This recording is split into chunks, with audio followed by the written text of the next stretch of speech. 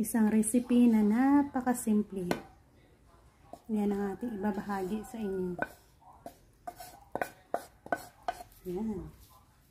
Masarap na recipe ito, guys. Samahan niyo ako kung paano natin niluto ang isa sa paborito nating gulay sa ating maliit na garden. At iyan na nga. Sarap ng ating kakainin.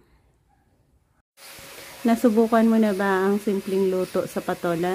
Isa sa recipe na ating gustong ibahagi sa inyo ay ang simplihang pamamaraan ng pagluluto natin ng ating patola. Sahugan na natin ng garlic. Simpleng ingredients para sa simpleng recipe na ating ibabahagi sa inyo. 2 pirasong patola na ating bagong na-harvest sa ating garden. Isa sa mga gulay na ating itinanim doon.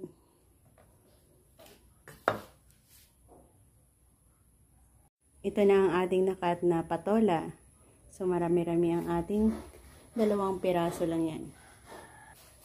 Mag-start tayo sa paglagay ng cooking oil. Ginisang patola ang ating ibabahagi sa inyo. Garlic. Next ay ang ating maraming patola. Ginisang patola. Now, i-lower natin ang apoy niya. Lagyan natin ng konting tubig lang. Dahil magtutubig din naman yung patola na yan. Para hindi lang masunog ang ating garlic. Konting tubig. Yan, silipin natin. Yan nga, sa sinasabi ko. Magre-release siya ng sariling tubig. Ang dami ng tubig niya. So, asin ang ating ilalagay at set tayo dyan. Ginisang patola na simple lang natin niluto.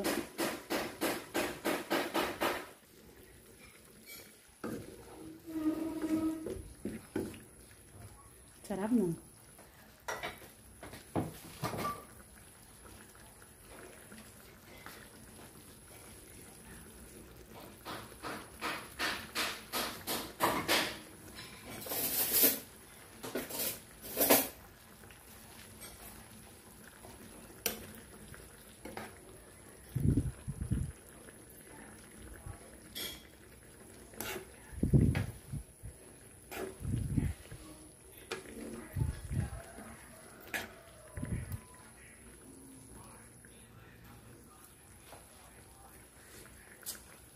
Sarap talaga. Manamis-tamis ang kanyang sabaw. So, dito na tayo mag-end. Thank you again for joining me sa ating simpleng pamamaraan ng pagluluto dito ng patola.